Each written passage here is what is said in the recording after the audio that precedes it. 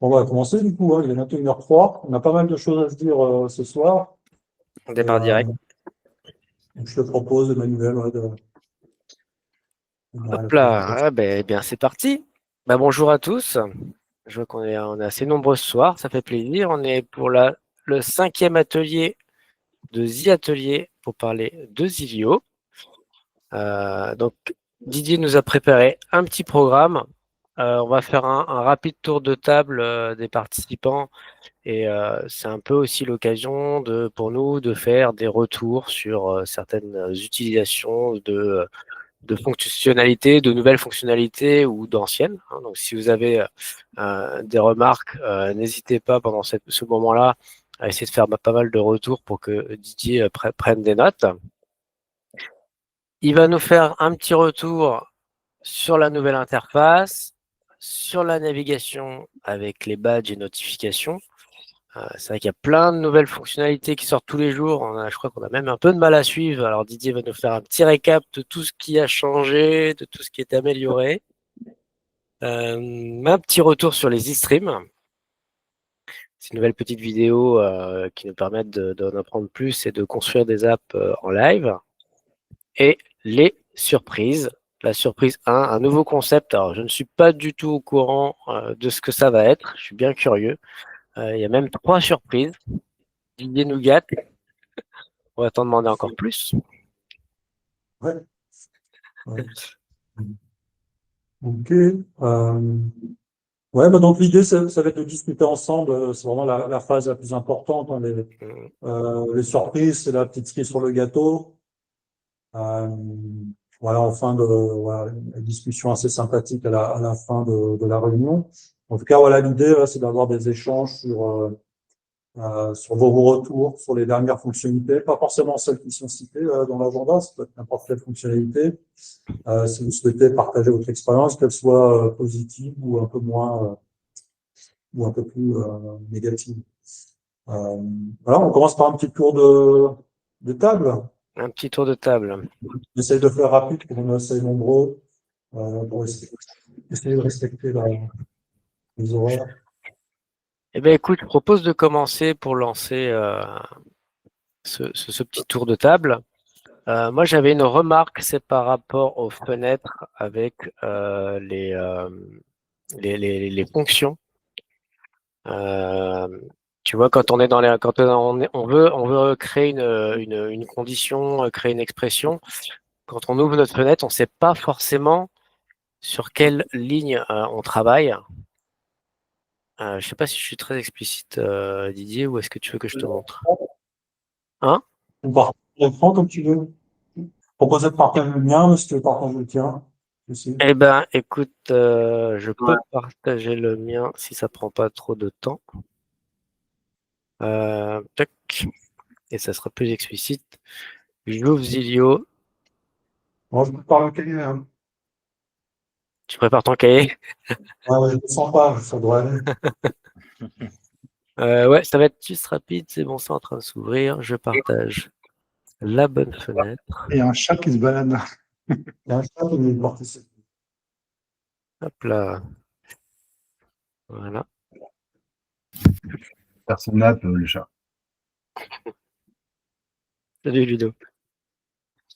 Alors, où est-ce que je peux avoir ce genre de test? Hop là, est-ce que je vois mon écran? Tu t'appelles comment, Info GSE? C'est pas ton Manu, prénom? pardon, Manu, non, j'ai essayé euh, différents comptes parce que Didier ne m'entendait pas. Ouais. Si je vais dans un menu action et que je vais dans mes actions, je vais aller dans un, hop là, pardon, j'avais pas prévu mon coup. Tu devrais cacher la fenêtre Meet Google, là, parce que ça cache tout. Ouais. Qu'est-ce qu'il y a qui cache? La fenêtre, Ah oui, celle-ci. Tu peux la fermer, hein, je pense, carrément. Tac, comme ça. Vous voyez toujours? Oui, Très Ouais, bien. Voilà, donc ça, c'est quand on ouvre un de ces champs-là et qu'on se met dans formule. Allez, je vais y arriver. C'est pas ça que je voulais faire. Voilà. Allez, éditer la formule. On ne sait pas exactement lequel champ on édite ici. Donc là, ils Ouais, vont c'est créer une indication pour dire, bah là, je suis en train de changer le currency. Ouais. ok, Ok. ouais. Et tu vois, si je rajoute un élément, par exemple une donnée, et je fais rechercher des lignes, donc là, je vais encore avoir des éléments, je vais rentrer encore, hop là, user par exemple, dans encore un autre menu, et plus on rentre dans les imbrications comme ça, et plus on est un petit peu perdu, je trouve. Ouais. Il faut des fois qu'on ressorte de tout cet échelon-là pour se dire, ah oui, c'est vrai, j'étais dans les quantités et dans, après, les filtres pour ajouter encore un autre critère, pour ajouter encore une autre, des fois encore une autre condition et une autre formule. Et ces multiples imbrications fait qu'on s'y perd un peu vite. Et l'idée, c'était de pouvoir rajouter une indication en tête qui nous indique à quel niveau d'imbrication on se retrouve. Ouais. Indiquer le contexte. Ouais, Ok, bon, ouais, c'est du sens. voilà. Mm. J'essaie de vous retrouver où vous êtes. C'est bon, c'est là. Ah, je sais pas si tout le monde a entendu, c'est Manuel qui parlait. Et c'est Manu R dans le Slack Ouais. vidéo. Bonjour, je vais peut-être prendre la suite. Vas-y, Denis. Bonjour à tous. Eh ben, Manu, tu tombes à pic parce que j'avais exactement le même problème. Et que quand on faisait des formules, je trouvais qu'il manquait un commentaire ou une annotation pour savoir où on en est. Et pour faire un commentaire à chaque formule, parce que des fois, quand on a des déroulements de 3, 4, 5, 6 trucs, on ne sait plus où on en est. Et il faut, pour moi, c'était important pour essayer de se retrouver. Voir, parce que voilà. Et j'avais exactement le même souci, je voulais en parler. Voilà. Il m'a coupé l'herbe sous le pied. Voilà, on a deux voix. Que les formules au final, parce que si tu édites un filtre, on te dit pas lequel tu édites à droite. Et, Oui. pareil, si tu changes une couleur, t'as une palette de couleurs qui s'affiche, mais on te dit pas quelle couleur tu es en train d'éditer. Donc, effectivement, ça pourrait s'appliquer à pas mal de choses. Oui, mais c'est plus dans le terme de formule, c'est plus les commentaires qu'on pourrait mettre pour expliquer, par dire, je fais une formule et un petit commentaire marque pour augmenter la TVA, pour ceci, pour cela. Et comme ça, même nous, on se retrouve, parce que des fois, quand on revient sur l'application 2 mois, 3 mois après, parce qu'il y a un petit bug, il y a un petit truc, je dis, mais qu'est-ce que j'ai voulu faire dans cette formule? Et là, on est obligé de tout dérouler, essayer de comprendre le déroulement et tout, c'est compliqué. On revient au principe de quand on code réellement, en Python ou en Java, on Oui. commente notre code. On est des slash, ouais. Donc, Exactement. Ouais, je crois que ça peut évoquer sur les, on a un ticket là-dessus, sur les actions. On avait dit dans l'éditeur d'actions, ce serait bien de pouvoir mettre des, On en avait déjà parlé pour ça, oui. ou annotations.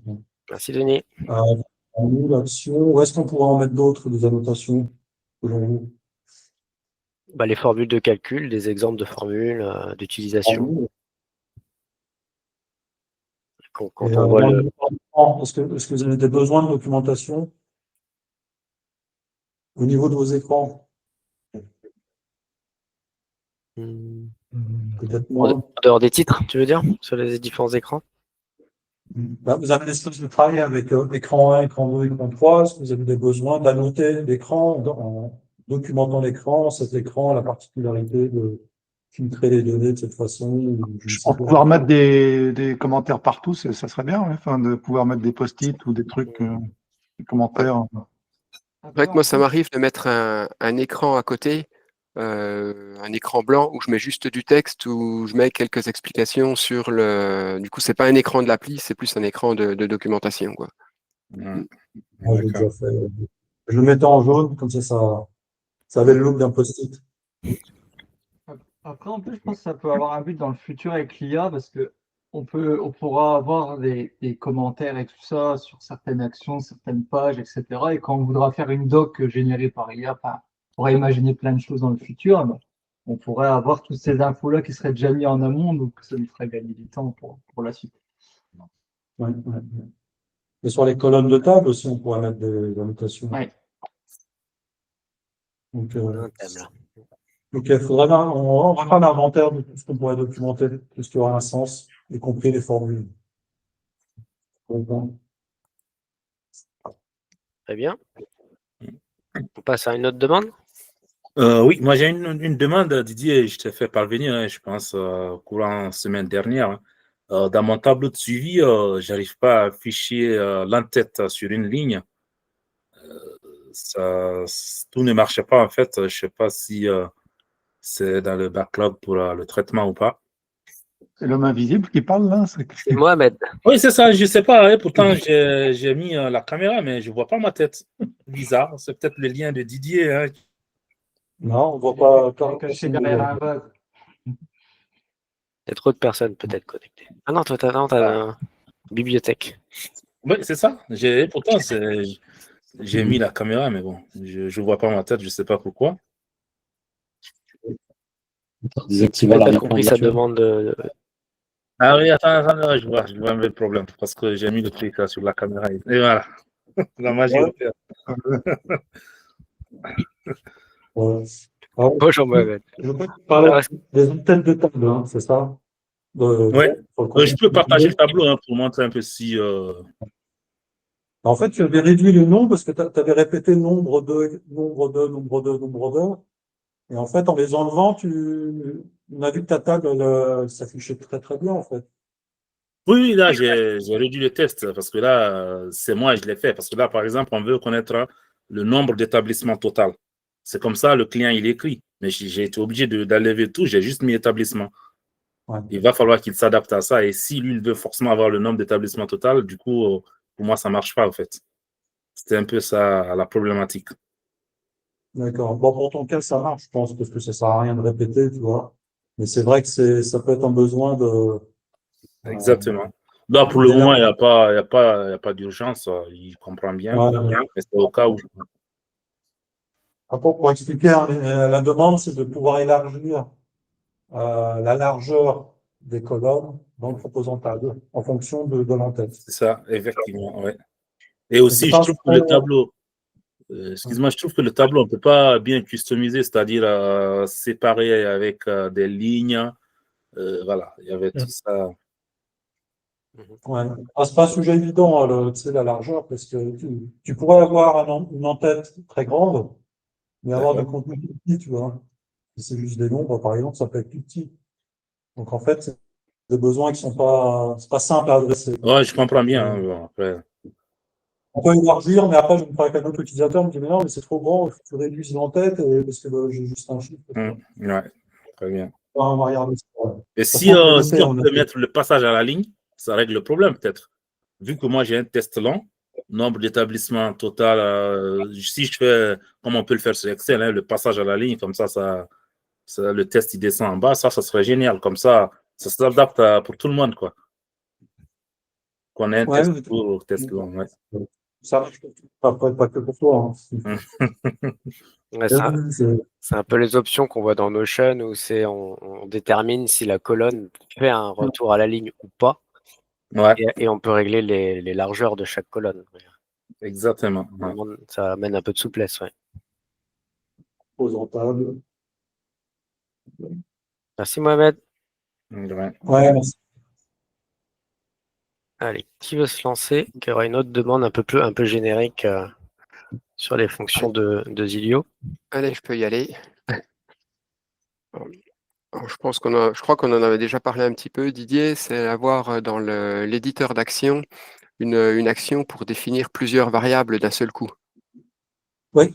Ouais, quand on change, ouais, je me rappelais plus, je suis pas sûr j'avais un doute sur le fait d'en avoir parlé déjà, donc avoir un define multiple variables, un truc dans le genre là. Je suis en train de consulter mon backlog. Vous avez dit la dernière fois que j'avais un backlog de plus de 120 tâches. Et il n'y en a plus que 17. Et parmi celles-ci, il y a celle que donc, je viens de d'évoquer. D'accord, bon, j'ai une mémoire de poisson rouge alors. Ah, mais moi, je le vois tous les jours, le backlog, je pense. Ouais. Mais Et puis du coup, dans l'éditeur d'action, il y a aussi le fait d'éviter les chevauchements entre les nœuds, entre les modules, je sais pas comment, entre les actions. en fait. Ouais. Parce que quand on rajoute des chemins, des points de décision, des choses comme ça, c'est pas rare que ça finisse par se chevaucher. Ouais. Et du coup, ça oblige à rajouter des actions entre guillemets qui servent à rien, juste pour créer des décalages visuels pour conserver la lisibilité. Ouais, donc on a prévu là au premier trimestre, on va faire évoluer l'éditeur d'action pour qu'il devienne un éditeur d'automation, où vous pourriez programmer des actions. Parce qu'aujourd'hui, les actions, elles se déclenchent uniquement lorsque l'utilisateur clique sur un bouton ou sur un élément de liste. Et là, on va pouvoir déclencher à heure régulière, on va pouvoir déclencher sur un webhook. Donc, on pourra déclarer des webhooks depuis Zillow aussi. Et dans cette occasion, on va revisiter l'éditeur d'action pour que vous puissiez déplacer, carrément déplacer les actions à l'endroit que vous souhaitez, au pixel près. Et il y aura un menu, comme il y a un menu transition, simulation donnée, un menu action, enfin, on puisse voir toutes les actions. En fait, tu verras toutes les actions, ce sont des ronds là, actuellement. Donc tu les verras, tu pourras déplacer et tu auras plus ces problèmes de chevauchement. Aujourd'hui, c'est un peu figé, la structure est un peu figée, c'est une sorte de grille qui peut poser des problèmes. On va bientôt pouvoir se passer de make alors. Ça ressemblera à Make, d'ailleurs. Enfin, ça ressemble un peu à Make. Ouais, on pourra s'en Ça ressemble passer. Ouais, l'idée, ce serait de se passer de Zapier, de Make ou N10 pour des petits besoins. Parce qu'évidemment, on va pas implémenter dans Zillow les 2000 connecteurs de Make. Ce serait de travailler sur un autre produit. Hein. Mais on pourra adresser la plupart des besoins.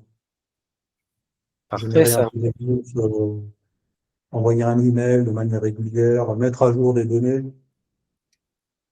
Tout ça dans Zillow. Ouais. Donc, voilà, pour répondre à ta question, on fera évoluer l'éditeur d'action à ce moment-là. On fera évoluer aussi pour supporter les boucles. Aujourd'hui, on ne peut pas boucler. On ne peut pas dire, je sélectionne 20 éléments depuis une table et sur ces 20 éléments, j'applique d'autres actions en boucle. Enfin, pour l'instant, on ne peut pas. Et pour faire l'automation, c'est essentiel. Donc, quand on programme quelque chose de manière régulière, je vais envoyer les mails à ceux qui ont passé commande pendant la journée. Voilà, il faut faire une recherche et boucler sur chacun des éléments. Exactement. Très cool ça.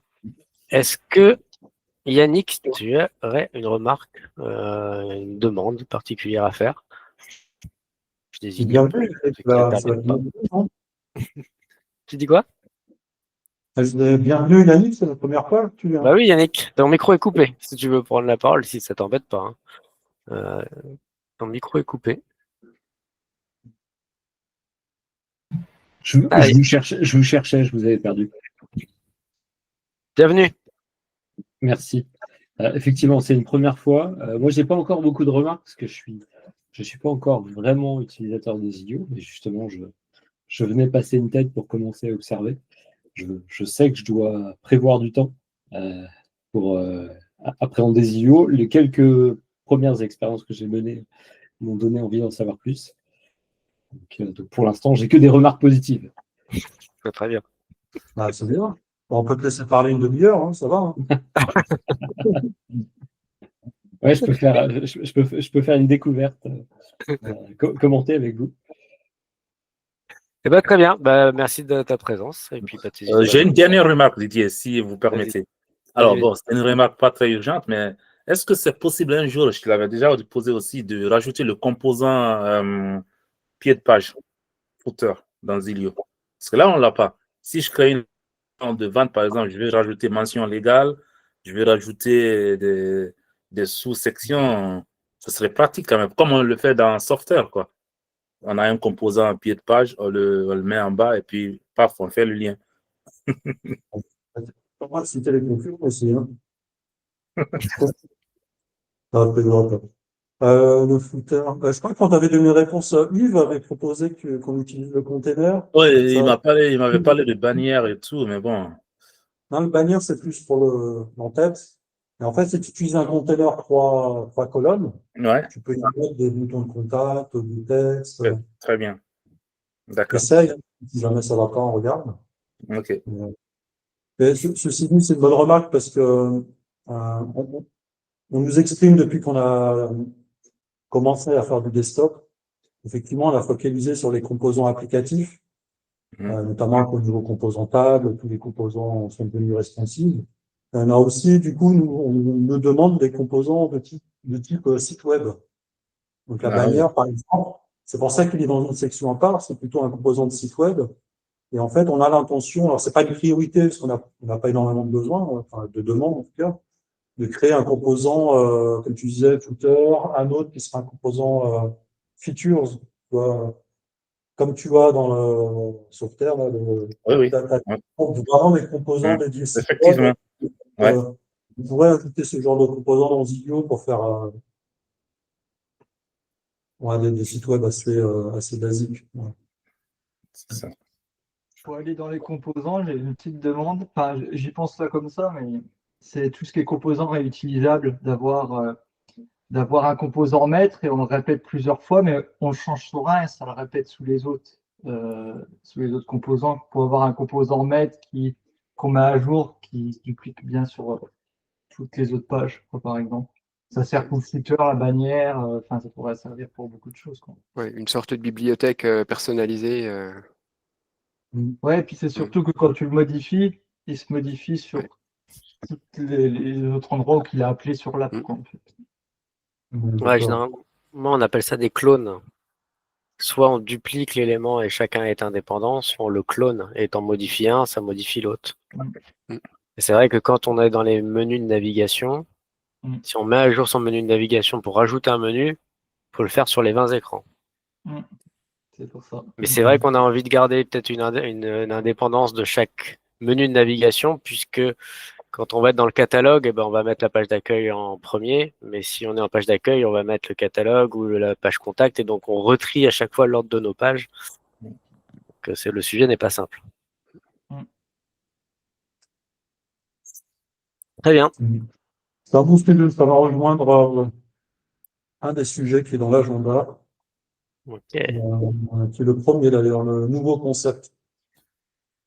Voilà. C'est lié à ça. Si on veut finir le tour de table, il nous reste Pascal, Patrick, qui n'ont pas pris la parole. Moi, je peux prendre la suite de Yannick, parce que moi aussi, c'est première fois que je viens.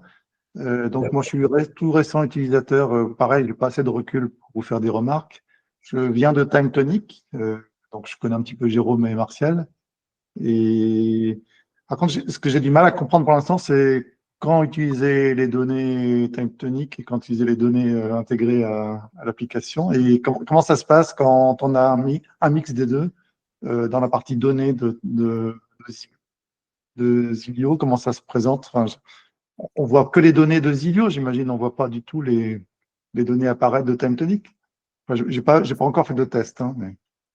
D'accord, ouais. Ça pourrait être un bon sujet de Zistream, d'ailleurs.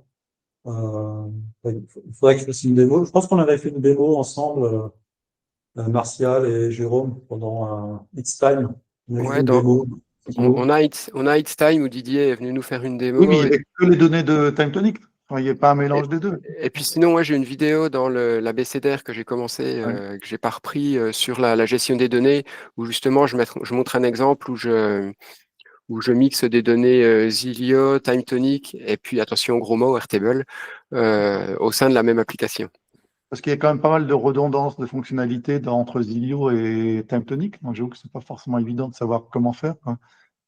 Bah, après, si tu as ce qui est intéressant avec TimeTonic, c'est que d'utiliser en bac de Zilio, c'est que du coup, tu peux profiter du dynamisme des calculs, de la génération de documents. Enfin, pour l'instant, alors à voir avec l'évolution des automatisations du moteur d'action de Zilio, mais pour l'instant, la partie un peu plus, on va dire, intelligente, dynamique, elle est plus facile à gérer dans TimeTonic. D'accord. Après, Didier va tellement vite que je pense que je te dis ça ce soir, mais demain à 8h, ce sera plus vrai. Hein. Okay. Ouais. Donc, les deux combinent bien. Si tu as besoin d'un back-end, un gestionnaire de données très solide, qui scale bien avec beaucoup de données, qui a une gestion de documents assez fine, des signatures, un workflow de documents, avec possibilité de vue. Time-tonic est très fort dans ce domaine. Du coup, on combine bien l'aspect administratif, gestion des données dans Time-tonic, et l'aspect un peu plus application de terrain, hyper customisable avec Zilio. Donc, on peut combiner les deux. Et pour répondre à ta question, donc depuis une app Zilio, tu peux effectivement intégrer des tables Time-tonic. Tu pourrais avoir 50 tables Time-tonic, mais n'en utiliser que 3 ou 4 pour ton application. Donc, tu peux importer un sous-ensemble qui te semble intéressant pour le domaine que tu adresses dans l'application. Mais tu les verras dans la partie données de Zilio, dans ce cas-là? Tu les vois dans les données Zilio, tu vois les colonnes, tu vois le contenu également. Tu peux modifier le contenu depuis Zilio. Et tu on peux voit aussi tous les champs, smart text, etc. Et tous ces trucs qu'a développé Time-tonic dernièrement. Oui.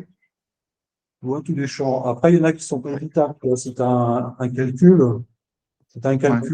en ligne qui est effectué dans Time-tonic, tu verras le résultat dans Zilio, mais tu ne pourras pas la modifier, évidemment, parce que c'est géré par Time-tonic.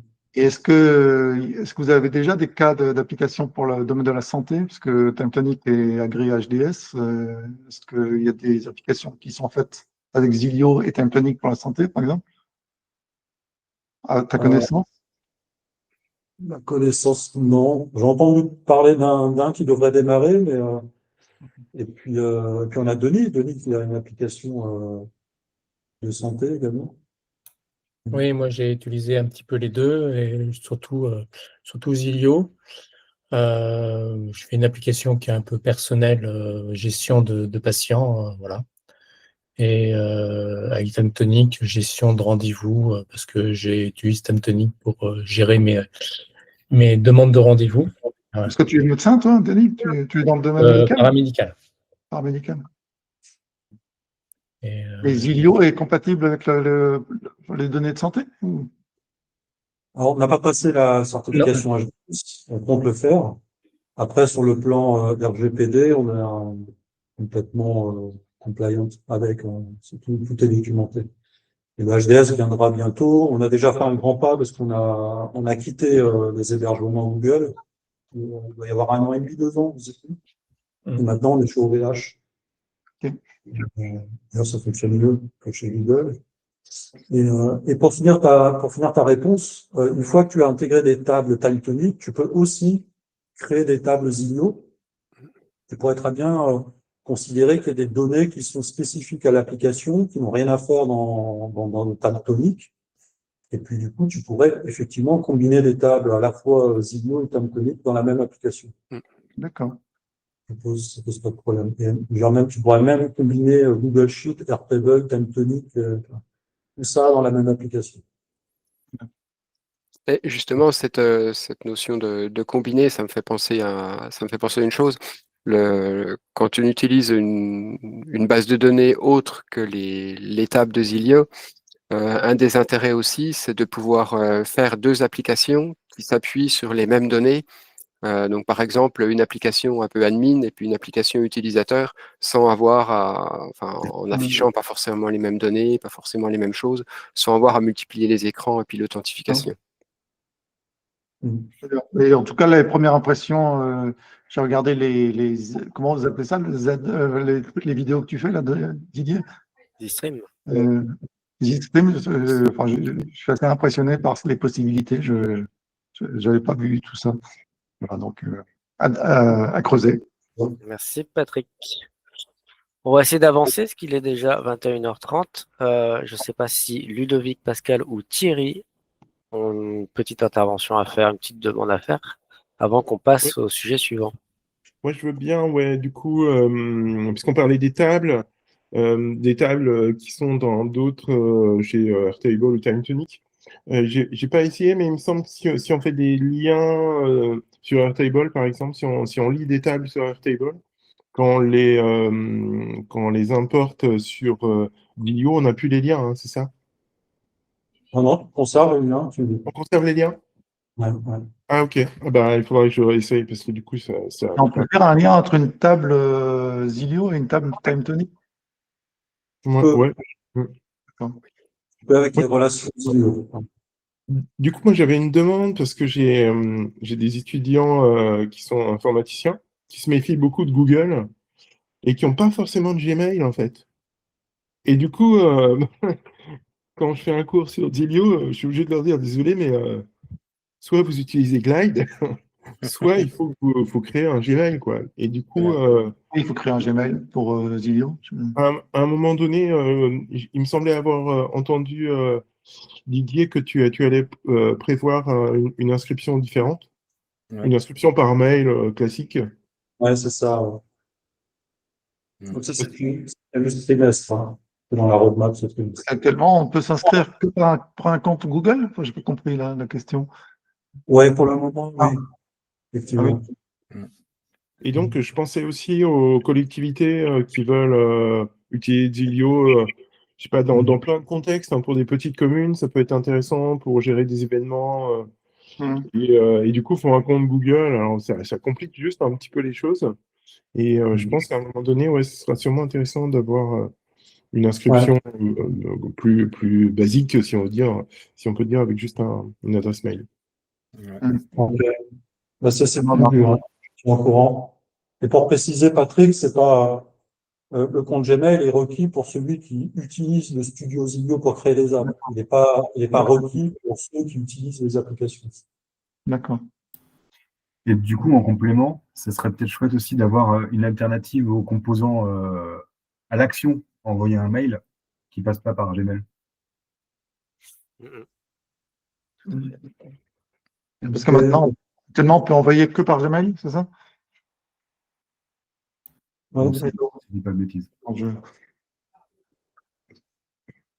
Il va se dégoogliser bientôt, Didier. Ouais, on va dégoogliser.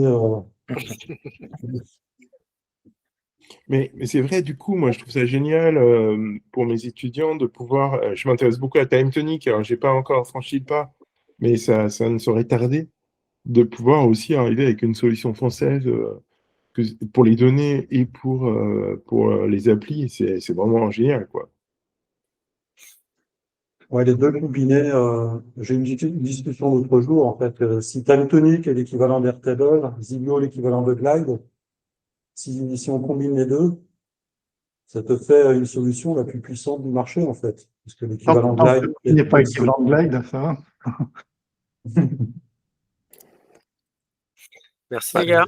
Sauf que Airtable est beaucoup mieux intégré dans Zilio qu'il est intégré dans Glide au vu des délais, des latences, etc. Bon, Airtable, ça marche pas très bien. Les API, là, sont pas performantes, hein. Il y a eu beaucoup de bugs cette semaine et ça a été relevé dans le Slack Airtable. Dans la section, dans le code France, là, il y a eu plein de soucis de timeout.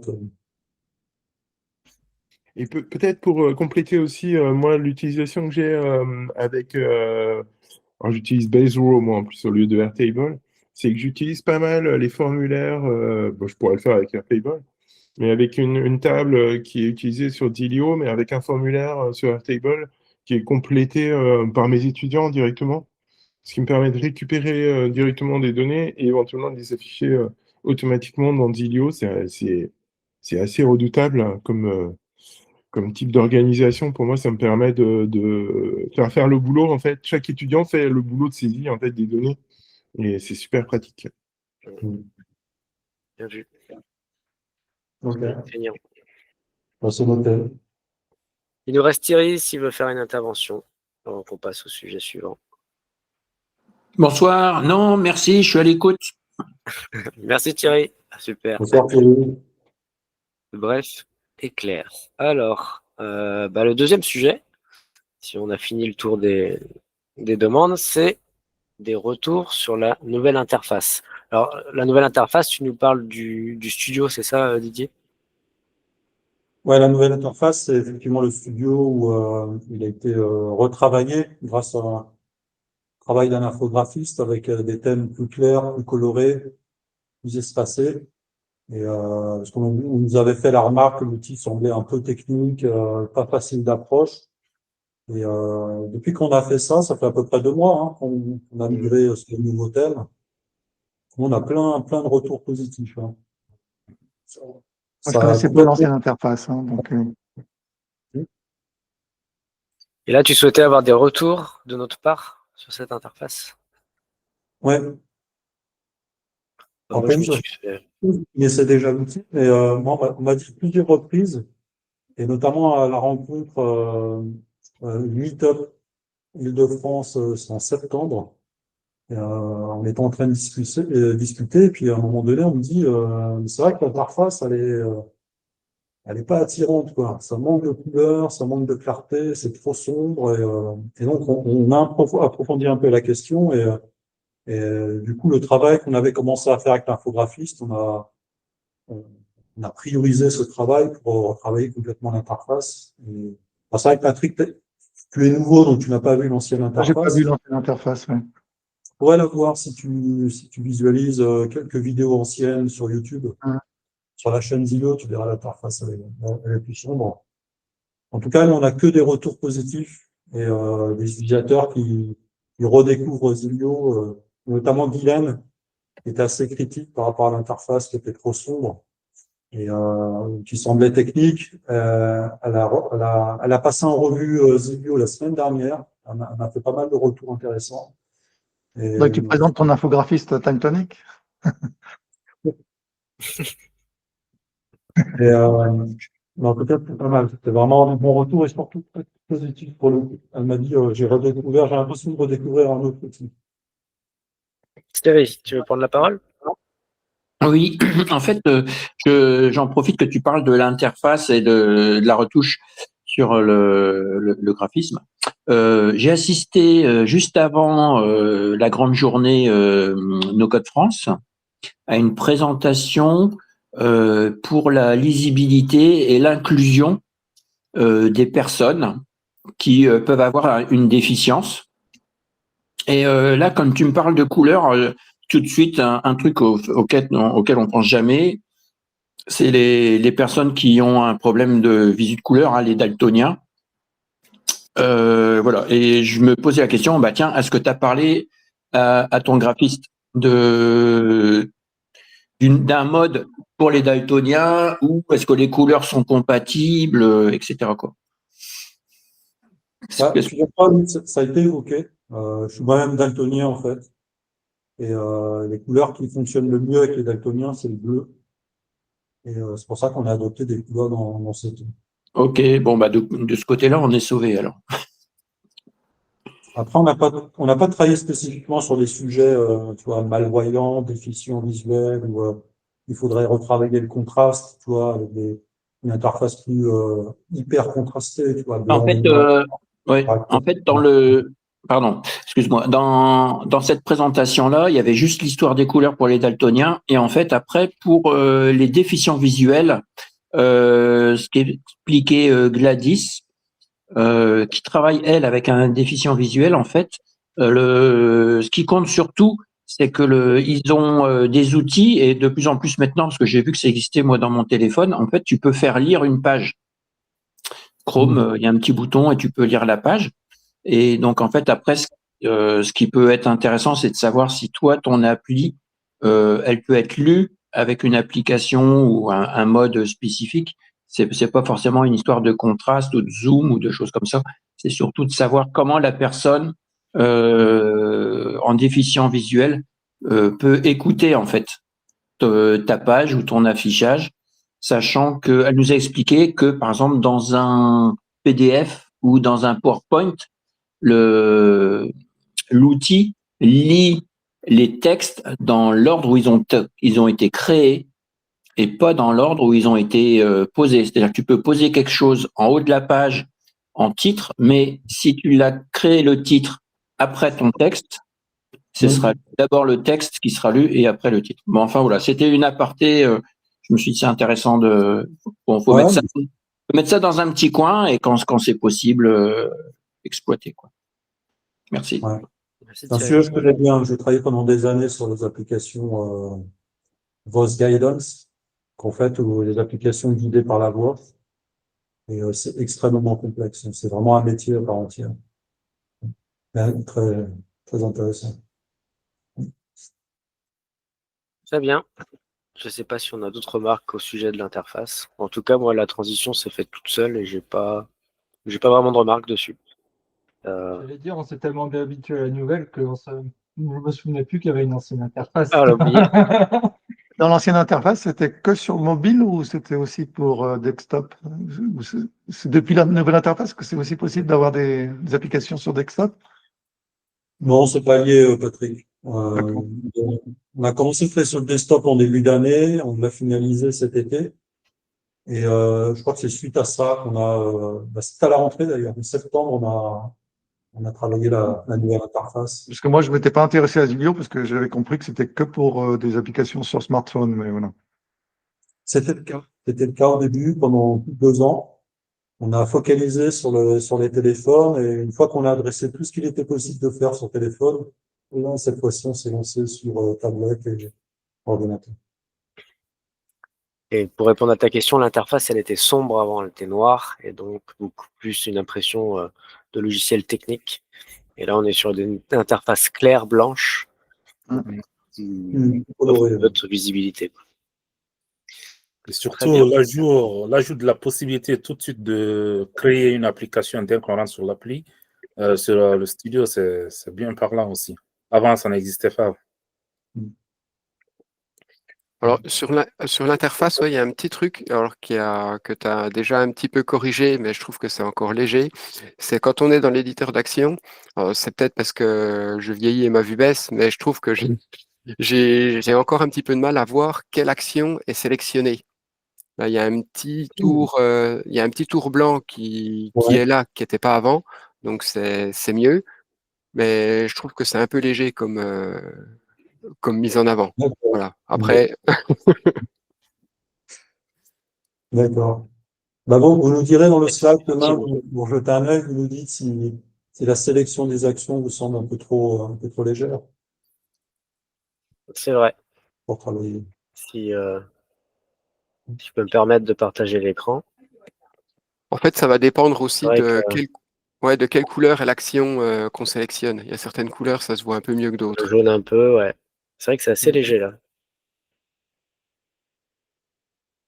Ok. Donc ça a progressé, ça c'est le point positif. D'autres remarques sur ce sujet ou on passe à l'autre sujet qui est la navigation avec badge et notification.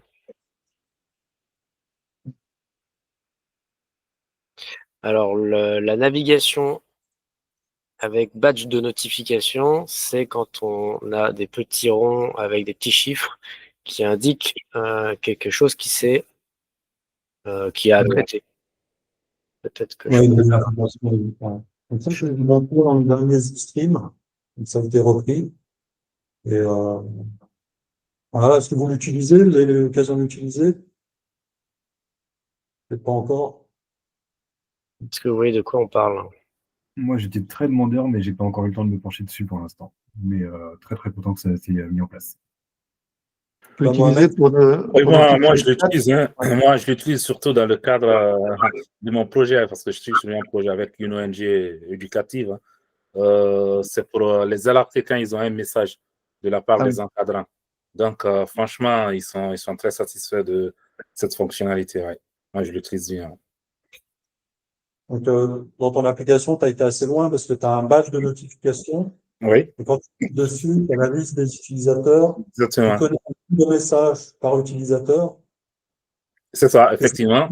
Et le message, il remonte en haut, tout en haut, parce que si j'ai une liste de 100 personnes, c'est compliqué d'aller trier la bonne personne. Et dès que le message y arrive, le nom de la personne remonte en haut. Ça fait un tri. Franchement, c'est génial. Parfait. Oui, moi aussi, je l'utilise pour les messages, les notifications, mais je ne suis pas aussi pointu que Mohamed. Hein. Je n'ai pas fait ça aussi pointu, mais c'est bien. Mais ça me donne des idées. Bon. Et tu as rajouté la possibilité de gérer les couleurs de ces petits badges. Ah oui, on en a parlé cette semaine. C'est vrai que quand on regarde... J'ai pas vu ça encore. J'étais en train de regarder aussi en même temps. Et sur mon application de pépinière, on voit que j'ai un badge ici à gauche, ça fait 103 et 4. Mais vert sur vert, ça ne se voit pas vraiment. Et si vous pouvez les mettre en jaune, bah, ça va tout changer. La colonne est écrite dans ton thème. Donc, si tu l'as modifié, effectivement, le contraste peut ne pas être suffisant. Donc là, effectivement, c'est l'occasion de changer. Et J'ai un autre la notification est forcément dans la navigation, ça peut pas être sur dans ce que tu as partagé, là, où on voit l'utilisateur à droite, là. Ça peut pas être sur l'utilisateur, par exemple, pour lui dire qu'il a un message. Qui est Je sais pas si tu veux repartager l'écran, là. Pardon. Alors, le badge, il est sur la navigation, effectivement, qui indique qu'il y a. En haut à droite, tu as voilà. Pepcolim, et à droite, je vois ta utilisateur. Souvent, Ouais. les notifications de messages, ils apparaissent là. C'est possible ou pas? Alors, moi, j'ai pas mis d'indication de message, j'ai mis vraiment des indications d'éléments à traiter sur mes pages. Je sais pas, ça, Didier, si c'est possible d'indiquer. Non, on peut prévu que de notification par écran. Tu vois la barre de navigation à gauche, tu as un tableau de bord, Oui, gestion de bord, catalogue. Donc, l'idée, c'est d'alerter l'utilisateur sur une nouvelle information disponible. Par exemple, si tu as des nouveaux produits dans le catalogue, je comprends. Sur les messages, les gens, ils ont l'habitude de voir les notifications sur leur profil, quoi. Donc, Ouais, là, c'est une autre utilisation. Ouais, c'est des badges sur écran. Effectivement, ça peut avoir un sens, hein, effectivement, de l'ajouter sur le profil. Ouais. On pourrait le rappeler, effectivement. Il faudrait choisir quelle information. c'est plutôt les messages, les chats, etc., quoi. Ouais, c'est ça. Ouais. Mais dans ce cas-là, tu aurais un menu chat avec un badge de message non lu. Ah, je ne sais pas comment on traite ça pour l'instant. Hein. Je ne sais pas été jusque-là. Bon, pour l'instant, c'est sur le niveau des écrans. Ouais. Dans la barre de numérique. Donc, on a vu en mode ordinateur, mais il existe aussi, évidemment, en mode mobile, de toute façon. Mais je l'ai lu dans le dernier du stream, hein, Patrick, si tu veux aller voir. J'ai vu le début du dernier Z-Stream, mais j'ai vu en effet sur les menus. Ouais. C'est ça. Mais c'est possible de mettre un badge. Moi, je l'ai mis dans la barre de navigation. J'ai mis un composant message et il y a le badge qui apparaît. Et donc, moi, je l'utilise mon application que sur le téléphone, donc je ne vois pas trop sur écran, je ne l'ai pas trop fait, mais en fin de compte, moi, quand j'ai mis une notification dans la barre de notification, un icône message, et j'ai du coup le nombre de messages qui apparaît, qui doit être lu. Évidemment, j'ai fait un système pour savoir que apparaît dans cette notification que les messages qui doivent être lus, et non pas les messages déjà lus. Mais bon, c'est possible de biaiser un petit peu la chose. Excellent. Et pour rejoindre ta remarque, Patrick, aussi, sur téléphone, on peut aussi avoir des badges. D'accord. Sur l'application. Tu vois, c'est WhatsApp, par exemple, si tu as des nouveaux messages. Et c'est surtout, c'est surtout sur l'application desktop qu'a montré, c'est Mathieu, c'est ça? Manu. Ça me paraissait, on a l'habitude maintenant de voir les notifications de messages sur son profil en haut à droite. S'il faut penser à aller voir sur le menu à gauche, c'est pas forcément évident. Ok. Alors, j'ai vu hier que Didier, tu avais corrigé la position des badges et ajouté la possibilité des couleurs. C'est ça. Ils étaient mal positionnés, c'est ça? Ok. Alors, on va essayer d'avancer. Il est 21h52. Ouais, on va essayer d'avancer. On avait retour sur les e-streams et après, sinon, les surprises. Alors, est-ce que c'est un format qui vous semble cohérent, intéressant, le format des e-streams que j'ai démarré il y a quelques semaines? Moi, je trouve ça très bien. Ouais. J'ai regardé les 3 premiers, la moitié du 4e, et c'est bien. Et au niveau du rythme, Patrick? Bon, c'est bien. Tu vas assez lentement, mais je pense que c'est bien pour tout le monde, quoi. Après, on peut accélérer si on veut. Hein, Est-ce que tu peux rappeler le format, Didier? L'idée, c'est de faire un temps régulier de développement avec des participants. L'idée, c'est un format hebdomadaire tous les vendredis, de 12 à 13 heures, sur la chaîne Twitch de NoCode France. Alors, moi, je le regarde jamais en direct, hein, je le regarde sur YouTube. Hein, mais... Oui, ensuite, je la télécharge et je la mets sur YouTube. Et ceci dit, elle n'est disponible qu'une semaine sur Twitch. Et donc, l'idée, en fait, la première idée, c'est de faire du no-code, en fait, hein, puisqu'on est sur la chaîne NoCode France.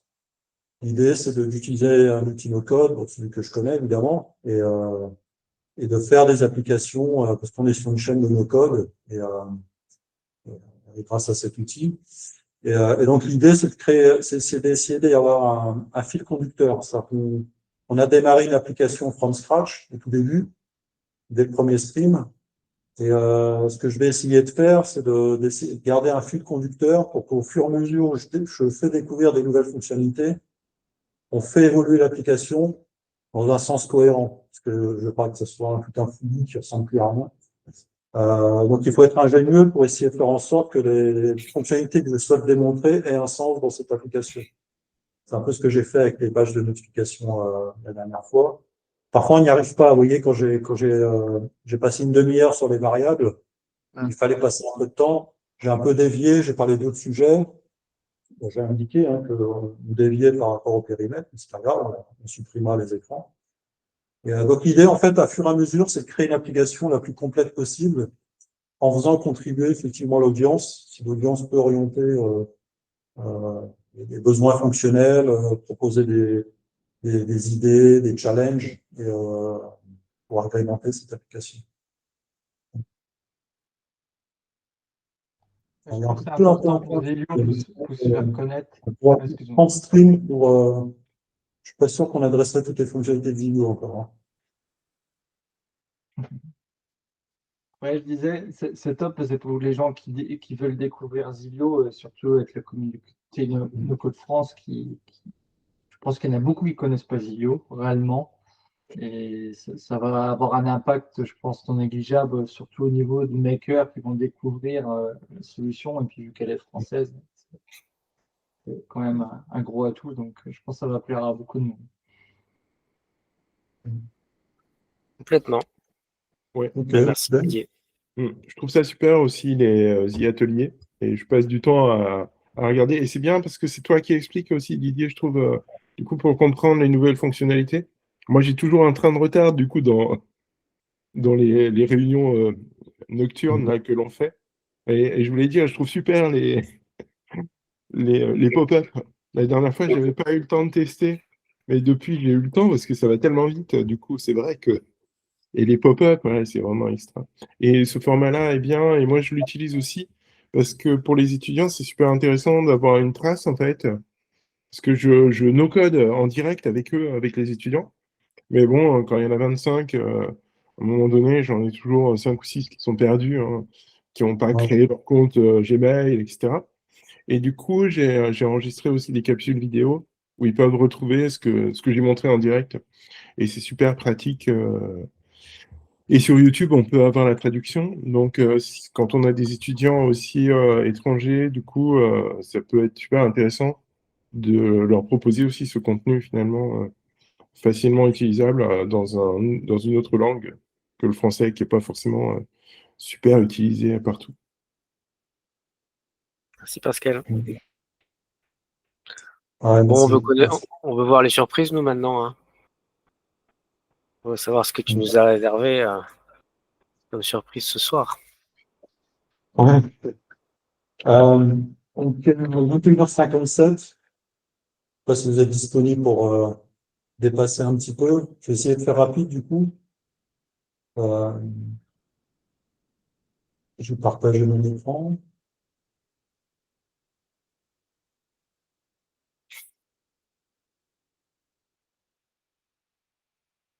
Voilà. Est-ce que vous voyez mon écran? Oui. Ok. Donc, première fonctionnalité que je souhaitais vous montrer, en fait, c'est un nouveau concept sur lequel on réfléchit, qui s'appelle Élément. Donc, le nom du code, c'est Élément. Alors là, je suis sur l'environnement dev, hein, vous voyez, je suis en local. Donc c'est un peu lent. Voilà. Là, vous voyez bien mon écran, hein. Oui. Ok. Donc en fait, on nous a émis pas mal de besoins sur la composition d'écran, la composition des composants. Donc ça rejoint ce que tu disais, Jérôme, tout à l'heure. Donc imaginons que j'ai un écran ici, liste du produit. Donc, voilà, peu importe, je le bascule en liste. Voilà. Donc je vais laisser là, il passe en liste. Et on nous a fait pas mal de demandes dans le passé. Et d'ailleurs, on a toujours des items dans le backlog sur la customisation de ces listes. Pas forcément celle-ci, mais aussi la grille ou le carrousel. Et on nous a demandé à pas mal de reprises, est-ce que je peux ajouter un bouton sur ce composant? À sa droite ici. Deux Panier. boutons. Est-ce que je peux rajouter une information supplémentaire? Type, vous voyez, c'est ici les options. Ça marche bien aussi en termes d'UI. Rajouter ici, un peu comme les badges de notification ici. Vous voyez. Ou juste un texte. Ou un bouton comme cela. Et en fait, on s'est posé la question, on s'était dit, mais du coup, si on fait une sorte de composition ou une composition où finalement cette liste accueillerait un autre composant, imaginons ici qu'on fasse évoluer la liste pour qu'elle contienne un bouton, et bien dans les propriétés de la liste, je ne sais pas pourquoi ça s'affiche pas. Voilà. Dans les propriétés de la liste, en fait, il faudrait combiner toutes les propriétés de la liste plus les propriétés du bouton. Ça marche pas. Et donc l'élément de la liste deviendrait ça devient un élément que tu peux customiser et qui est répété. Ouais. Ouais, c'est ça. Donc, toute l'idée, c'est, ça, évidemment, ça ne marche pas. C'est sur l'environnement de dev. Le Ça direct. marche. Ouais. Alors, je vais essayer de recompiler celui-là. Sinon, tu nous expliques et puis. Ouais, sinon,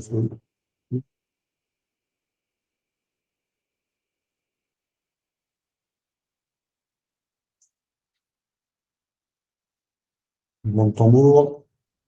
Ah, ça a marché, j'ai testé tout à l'heure. Hein. Ça fonctionnait. Ok, on change.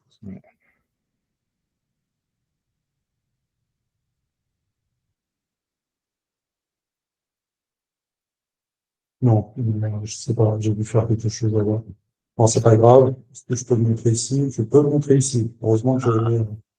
Donc, en fait, l'idée, ça va être de sélectionner vos composants de liste et d'aller drag-couper un autre composant dedans. Oh. Donc, comme je vous ai dit, plutôt que d'essayer de faire un composant qui contient un autre, et du coup, ici, dans les propriétés de la liste, imaginez si je devais ajouter les propriétés du bouton. Imaginez, on aura le double de propriétés. Parce qu'ici, il faudrait indiquer toute la configuration de la liste, mais en plus, en bas, il faudrait rajouter la couleur du bouton, l'action à déclencher sur le bouton, son alignement, sa couleur de texte, etc. Vous voyez, si je sélectionne le bouton, on va passer cette propriété et puis ces styles. Ouais, un bouton, il a beaucoup de styles. Imaginez le nombre de propriétés, on serait quasiment une centaine de propriétés, si jamais on devrait couvrir tous les cas possibles. C'est-à-dire qu'ici, il faudrait mettre à la fois les propriétés de la liste, du bouton, du composant option, du composant texte, etc. Donc en fait, là, l'idée, je ne sais pas si je peux l'illustrer,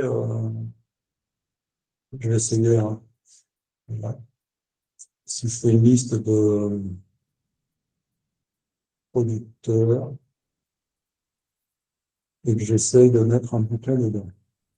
Un bouton de code. Là, là, et là, non, je ne fais pas. Bon, c'est un proto, hein, c'est pas du tout prêt. Bon, je vais réussir comme ça.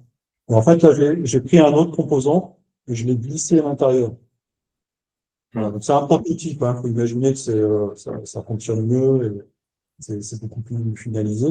En fait, là, l'idée, c'est de dire, bah, j'ai un composant et à l'intérieur de ce composant, je vais en pouvoir en mettre d'autres. Si je prends produit et je prends une option, là, si je le voilà. Là, du coup, je sélectionne l'option, parce que maintenant, j'ai un composant dans un composant. Et là, option, je vais pouvoir choisir cette couleur de fond.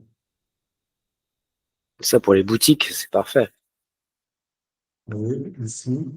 Et ça va même au-delà de ça, parce que ce composant qui est intégré dans un autre, il va hériter des données de ce composant. Ce composant s'appuie sur la table produit. C'est vrai que c'est bien puissant, parce que ce composant, ici, il s'inscrit dans le contexte. Donc, en fait, dans les colonnes de ce composant, on y trouve aussi les propriétés. Les colonnes de... Afficher le stock. Alors, ça s'affiche pas en temps réel, il faut rafraîchir un peu. Si je reviens. Voilà, vous voyez ici, 2, 3. Ça, c'est le stock. Donc, ça marche pas sur le premier, parce que il sert d'éditeur. Et ça, il faudra le finaliser. Et en fait, du coup, regardez les cas d'usage. On va ignorer la première, parce qu'effectivement, c'est pas, comme je dis, elle sert d'éditeur, parce que c'est ici qu'on sélectionne les composants, alors que les autres, on voit bien les données. Donc ici, j'ai ajouté un bouton. Voilà, ici. Ici, j'ai ajouté un composant choix, une option. Ici, j'ai ajouté un composant suggestion. Et j'ai pu ici configurer ici les couleurs, hein, les couleurs de feu, par exemple. Voilà, c'est par là-dessus, là-dessus, voilà. Et puis, on peut ici changer son icône. Il faut rafraîchir, hein. Encore une fois, c'est vraiment un prototype. Voilà, vous voyez ici, j'ai ma donnée avec l'icône, parce que c'est un composant suggestion, c'est celui-ci. Voilà, d'autres boutons ici, d'autres possibilités impressionnantes. Et donc, je l'ai fait au niveau de la liste, et je l'ai prototypé aussi sur le composant grille. Ici, on a aussi un composant option. C'est ici, option. Et ici, un bouton. Donc là, on peut imaginer en fait des composants listes, gris, ou même pas forcément des listes, hein, qui vont accueillir des zones. Ici, c'est une zone où je peux glisser un composant. Dans ce composant ici, dans la grille, on peut imaginer une zone ici, une ici, et une dans chaque point. Et pourquoi pas une au centre. Si vous voulez mettre un bouton action, le bouton pourrait se mettre au centre, par exemple. Donc en fait, pour chacun des composants, il y aurait un travail pour identifier où est-ce que ça a un sens de drag dropper un autre composant à l'intérieur. Et là, pour le coup, on est hyper souple, hein, parce que je me retrouve avec un composant liste habituel, il n'est pas surchargé avec des dizaines d'autres propriétés. Et si je veux customiser ce composant en particulier, je clique sur celui-ci, je retrouve les propriétés habituelles. Et ça résout d'autres problèmes, parce que ici, si on définit 4 zones, par exemple, même une 5, c'est du centre qui va accueillir quelque chose, j'ai pas besoin ici d'avoir l'union de toutes les propriétés de tous les composants possibles. C'est-à-dire que si je clique sur mon bouton au droit, je pourrais cliquer sur mon composant ici au gauche, qui pourrait être celui-ci, hein, ça pourrait être un composant option, ici un bouton rond, ici je pourrais très bien avoir une suggestion, et en fait en cliquant sur le bouton, j'ai directement accès à ces propriétés. Et ça sort quand? Non, c'est pas trop pour l'instant, c'est pas trop, mais en tout cas c'est la direction qu'on veut prendre. Et donc c'est pour ça aussi qu'on a traîné des pieds, parce qu'on se disait ça va pas aller, parce que si jamais on ajoute un bouton dans les listes, mais ici, dans les propriétés de la liste, il faudra rajouter toutes les propriétés du bouton plus tous les styles. Imaginez un peu le fini par la suite, parce que là, on va rajouter des sections texte du bouton avec tout ça, bordure du bouton avec tout ça. Et en plus, ça marcherait pas, parce que si tu veux autre chose qu'un bouton, tu veux un composant choix comme celui-ci, bah, ça marche pas, parce que c'est un bouton. Mais là, voilà, là, je pense qu'on atteint l'excellente souplesse. Il y a un nouveau concept que j'ai pas vu dans d'autres outils, où finalement, tout composant pourrait accueillir d'autres composants.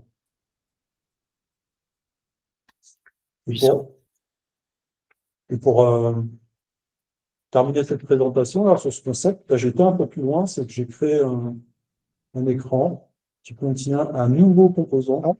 Donc là, ça rejoint ce que tu disais. Ils étaient tous en ligne. Pardon, Patrick. Tu as les règles, là, Pardon.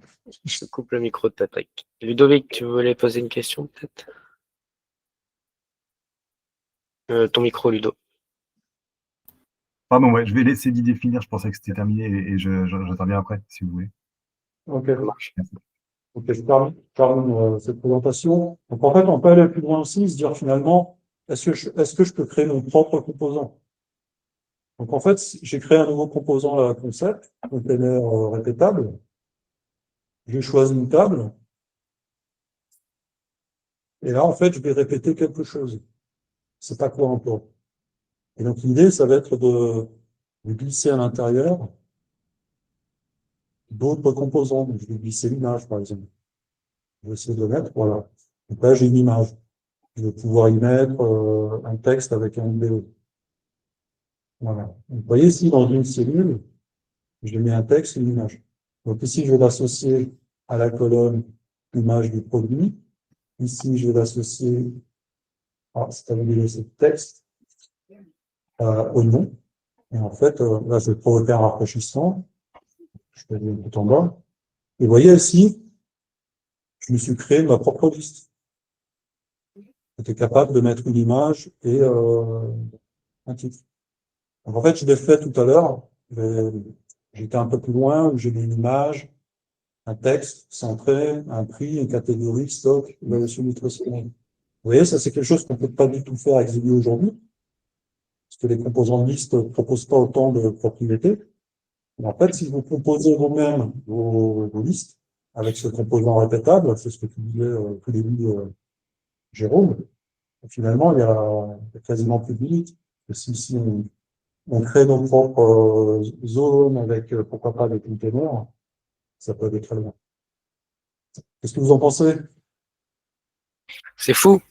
C'est top, hein, comme concept. Ah, c'est très très bien.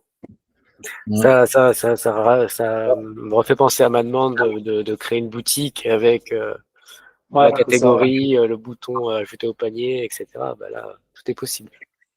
Ouais.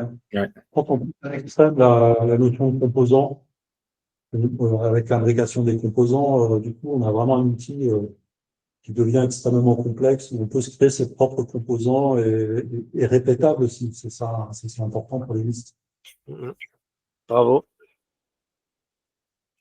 Est-ce que tu veux passer aux deux autres surprises ou tu veux t'arrêter là? Sauf s'il y a des questions ou remarques, mais on peut passer à la suite. Effectivement. Bien, allons-y. Ok, on passe à la suite.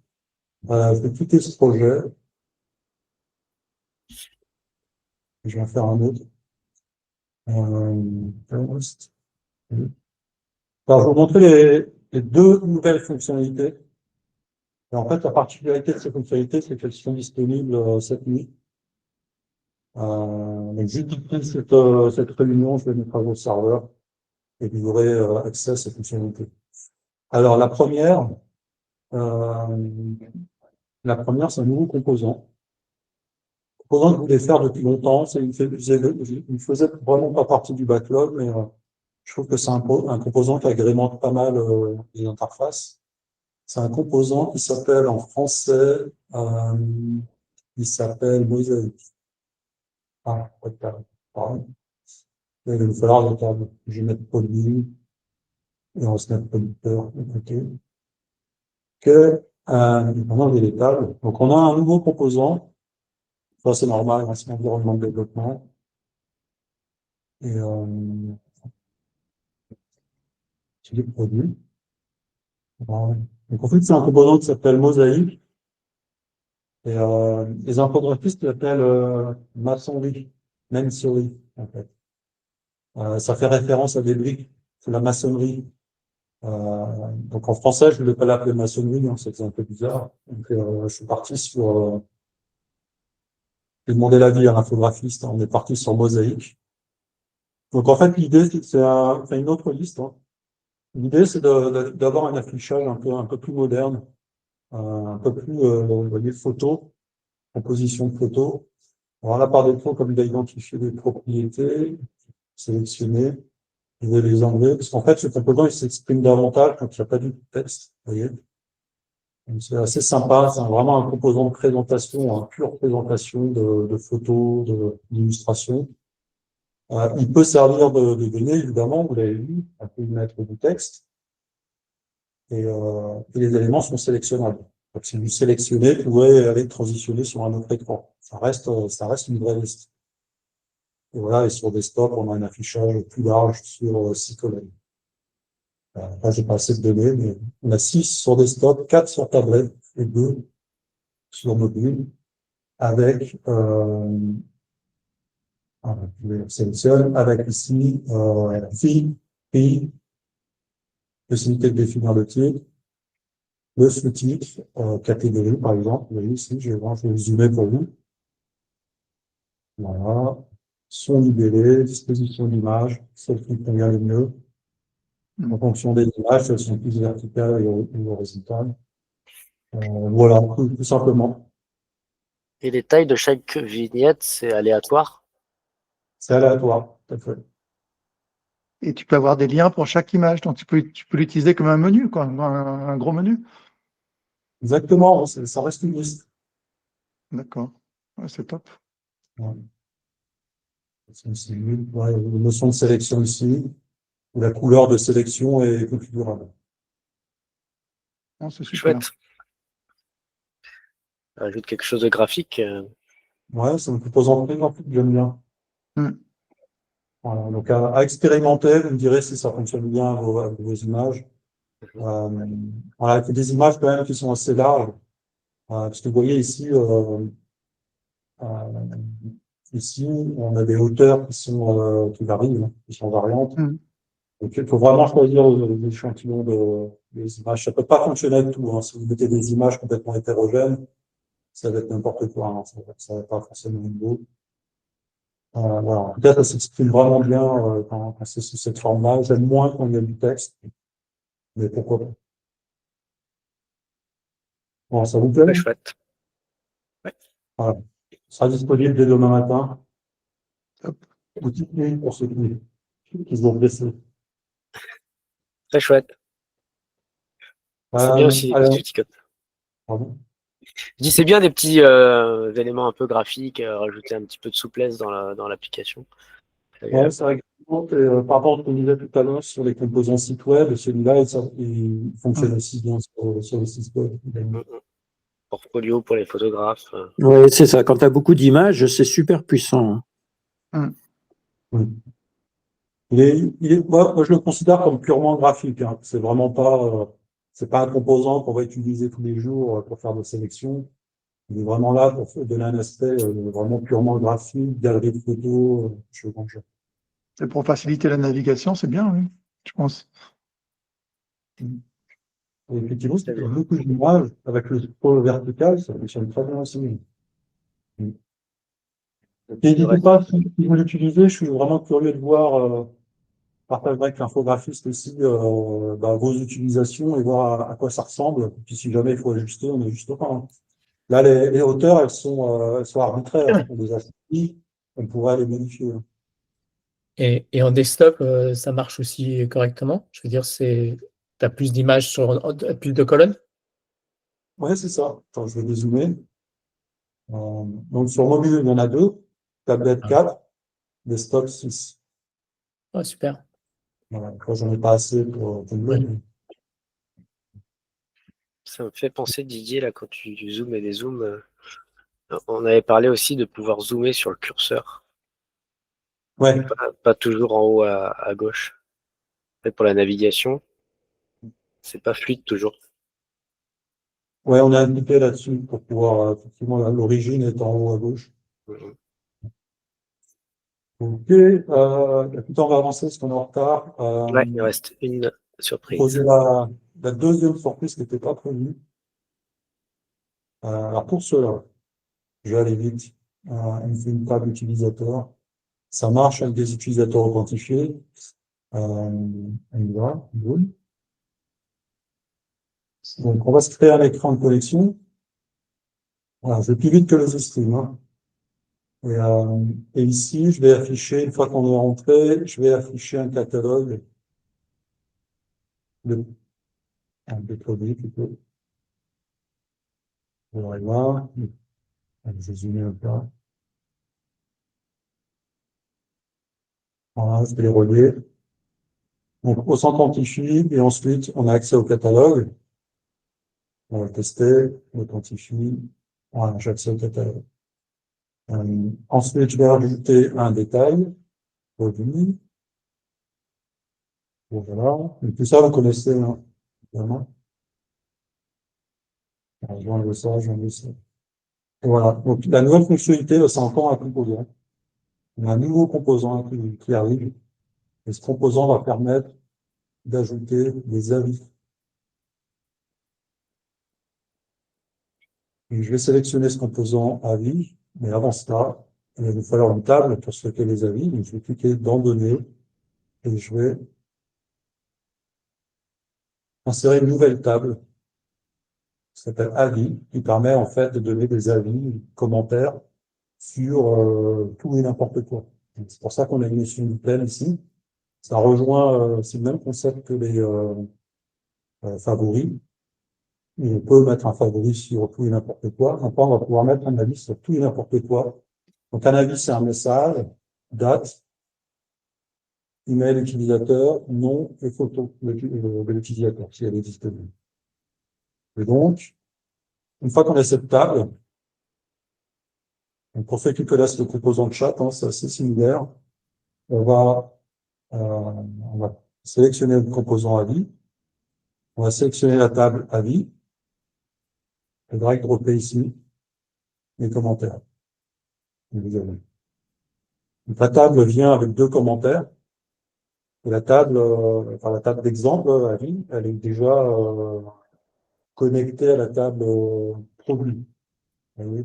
Ce qu'on essaye de faire en fait dans notre table d'exemple, c'est qu'elles aient tout un sens, hein, les produits, les producteurs, ça fonctionne ensemble fonctionnellement. Et l'idée des avis aussi, c'est de faire référence à des produits. Et donc là, en l'occurrence, elle donne des avis sur, sur Tu veux dire qu'il n'y a pas besoin de mettre des relations? il n'y a pas, non, il n'y a pas besoin. Vous pouvez, hein, il n'y a pas vraiment besoin, en fait. Ok. Allez. Et ça, c'est des avis qui sont visibles par tout le monde, par tous les utilisateurs. Ouais, c'est ça, ouais. C'est pas comme un chat, hein. Un chat, c'est une discussion entre 2 utilisateurs. Ici, ce sont des avis qui portent sur quelque chose. Donc là, on est des avis qui portent sur un produit. Donc là, en fait, je n'ai pas fini ma config parce qu'ici, il faut lui dire sur quoi portent les avis. Et pour cela, on va lui dire que ça filtre l'élément depuis la sélection, hein, depuis ce qui a été sélectionné dans le catalogue, hein. Donc, je vais prendre ici le nom. C'est plus sur le nom. Donc en fait, si maintenant vérifie, je clique Et sur on peut modérer ces avis, on peut supprimer certains avis, par exemple, ou... Bah, voilà, c'est la question que je voulais poser aussi. Est-ce qu'on peut mettre l'avis en attente d'une validation, par exemple? Ça, on pourrait le faire effectivement. Étant donné que c'est une table, ça reste une table Zibio, hein. Vous pouvez créer des écrans de validation d'avis. Vous pouvez rajouter des colonnes sur un statut de l'avis. Et puis, dans ce composant, vous pouvez filtrer les avis qui ont été validés. Ouais. Et effectivement, c'est une bonne remarque. Alors, j'ai oublié de mettre la transition, je l'ai mis. C'est bon. Du coup, je vais ici, je clique sur pomme. J'ai des avis sur la pomme, sur la pomme. En revanche, si je clique sur un autre, banane, voilà, donc là, j'ai pas d'avis sur les bananes. Et pour rajouter un avis, comment ça fonctionne, hein? Je sais pas. Bonne transition.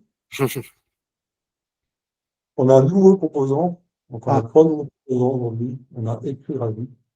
D'accord. Il est sélectionné à la même table. Bonjour, Patrick. Comment? Là, on a mis. D'accord. Super. Donc ici, voilà, on a la possibilité d'écrire un avis. Il faudra l'aider pour lui dire mais sur quel item on souhaite poser un avis. Et ça va être encore le produit qui a été sélectionné. D'accord. Et mettre une option également. C'est vrai que c'est pas mal de le valider avant, parce que sinon. Ouais. Mais du coup, dans ce cas, on peut rajouter un filtre. Quand avis validé, on l'affiche. Ouais. Ouais. Donc ça, c'est une fonction qui rajoute encore un peu de vie aux applications grâce aux utilisateurs. Super. Et en réalité, Didier, ta table à vie, tu peux mettre une autre table, tu peux en créer une et mettre la table que tu veux, en fait, ou c'est ta table à vie qu'il faut servir pour ça? Alors, cette table, pour fonctionner, il faut au minimum ces éléments-là, mais vous pouvez rajouter des colonnes supplémentaires. Ok. Comme d'un statut de validation, ça peut rentrer dedans. Mais c'est une table Zilio ou ça peut être une table externe? Ça peut être une table externe. Ça peut être utilisé comme la table user qu'on fait dans Airtable. Il faudrait que ça réponde aux mêmes critères, quoi. Et comme la table utilisateur, ça peut être une table externe. Ludovic, tu as levé la main. Ouais. Et après, il y a Denis. Bravo, super fonctionnalité, c'est vraiment très très bien foutu. Alors, pour une appli que j'ai un petit peu mis de côté, mais que j'ai envie de ressortir un autre jour, j'avais un besoin à peu près ressemblant, mais c'est pas exactement des avis, c'est plus justement un chat, mais lié à un élément. C'est-à-dire que c'est une appli où on organise des événements, et sur chaque événement, on peut discuter, est-ce que tu viens, moi j'y vais, on se retrouve à telle heure, machin. Et je me dis qu'il manque pas grand-chose à avis pour que ça soit un bon composant chat. En particulier le fait d'avoir mes messages dans l'autre sens.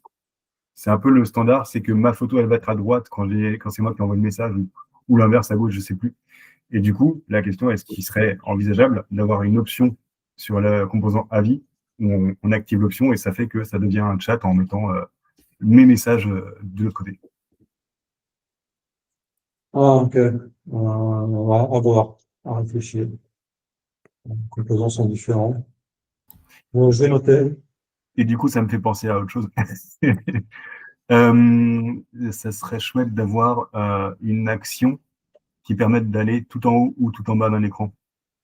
Donc, dans le cas où on a plein de messages, bah, ça peut être bien de ne pas avoir à scroller avec un petit bouton. Et, voilà. et je vois sur ton écran, par rapport à, pour rebondir sur ce que tu dis, Ludovic, c'est qu'il n'y a pas d'option de tri sur l'avis. Pour pouvoir choisir de mettre les plus récents en haut, les plus. C'est l'ordre de la table, du coup, qui est pris en compte. Donc comment ça marche? En fait, je me posais la question, est-ce que tu mets le focus sur le dernier message, s'il y a beaucoup de messages? Bon, en fait, c'est trié par date. Que chaque message a une date. Mais c'est que d'habitude, on a un filtre dans les options à droite où on peut trier par date ou par autre chose. Je pense que c'est ça dont tu parles.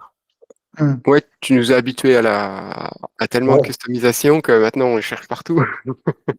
Après, est-ce que ça a un sens de trier par nom ou par autre chose que la date, tu vois? On dit des commentaires ou dans un chat. Pas sûr, hein. Forcément, attends, donc là, c'est les. Et toi, tu as réfléchi ta fonctionnalité comme des avis chronologiques. C'est un toujours dédié, c'est pas une. Nous, on veut tout casser. Ouais, mais après, on peut être intéressé de voir les derniers avis en premier, en sachant qu'on les a déjà lus. Ou... Bon, ouais, c'est là-dessus, chacun a un peu sa manière. Il y en a qui veulent mettre les meilleurs avis en premier, c'est ça. En tout cas, on s'est inspiré d'autres outils. On a regardé des screenshots là sur Dribble. Et en fait, alors, c'est la manière classique d'afficher des commentaires par ordre ici là, chronologique. Et tout à gauche, effectivement. Pas comme un chat, effectivement, tout à gauche, contrairement au composant chat qui alterne. Ouais. On pourra l'affiner, hein, évidemment, on pourra le modifier. Là, c'est la première proposition. Je pense qu'elle a déjà un sens. Et on va plus voir. Complètement. Un composant de chat a été amélioré pas mal de fois. Il n'y avait pas les petites coches dans le composant de chat au début. Ça, on ne pouvait pas voir si les messages avaient été lus. Merci, Denis. Alors, il y a Denis qui. Oui, juste sur les avis, là, ça peut afficher combien d'avis en tout? Je veux dire, c'est pas limité. Ouais, c'est pas limité. C'est pas limité. Après, tu scrolles. Voilà. Ouais, Okay. ouais, Je vois déjà pour mon appli de patient l'intérêt que ça peut avoir. Est-ce que je vais détourner ton système? Pour moi, quand j'ai ma fiche patient, je mets un commentaire régulièrement de ce que j'ai fait dans la séance. Tu vois. Et jusqu'à maintenant, j'avais, quand les autres praticiens l'utilisaient, ils mettaient aussi des fois un commentaire. Mais ça n'affichait pas le nom. Ça n'affichait pas. Avec le système avis, je peux faire la même chose, je peux le détourner et ça peut afficher le nom et tout. Et chacun peut rajouter un petit mot sur la séance et tout avec la date et l'heure. Et je trouve ça génial. Et c'est visible tout de suite. Sinon, j'étais obligé de faire un système de notes que je faisais et que tu es obligé de cliquer sur la note, cliquer sur le truc, c'est avec une autre page à côté. Là, je vais supprimer tout ça, je vais mettre un avis, puis ça va être génial. Ça va me simplifier la vie. Là. C'est ça, c'est Didier, en tant que concepteur, pense à une utilisation, mais nous, on veut travailler surtout direct. Nous, on peut autre chose. Mais il faut absolument, je pense qu'il faut customiser par rapport à la date et tout ça, parce que ça va être nécessaire ou par rapport à celui qui affiche ou un truc comme ça. Il faut pouvoir customiser un petit peu. Lié. Ok, faites des retours et puis on avisera, on améliorera. Et ça, c'est disponible quand, ça? Demain. Demain aussi? Ce soir. Ce soir? Je ne vais pas dormir encore.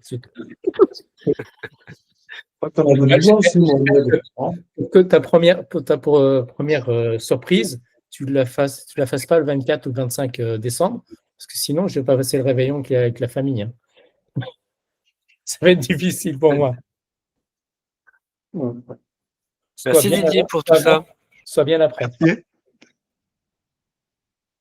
Et on va s'arrêter là, il est 22h31. On a passé l'heure d'une demi-heure encore, comme à notre habitude. Merci beaucoup. Didier. Tu as posé la question, c'est Patrick. Patrick semblait avoir une question. Pardon? Est-ce que tu as une question encore, Patrick? Dis juste merci, et puis j'avais hâte que ça s'arrête maintenant. Merci à tous. Passez une bonne soirée. Merci Didier encore. Merci. Merci Didier, bravo. Merci. Bonne soirée. Salut. Soirée. Merci, bonne soirée.